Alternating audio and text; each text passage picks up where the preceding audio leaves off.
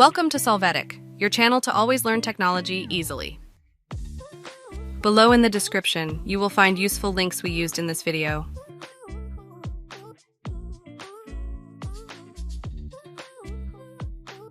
Today in Solvetic, we will see how to make Outlook full screen. Let's open Outlook. When you do so, go to the View menu. There, click on the menu located in the corner and in the field, Show Ribbon, select Full Screen Mode. You can view Outlook in full screen. To return to normal view, click on the three dots, then on the menu located in the corner, and this time select the option, Always Show Ribbon. Full screen mode will be removed.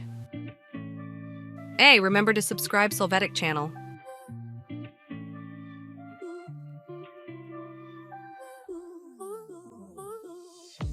We hope it has been helpful for you.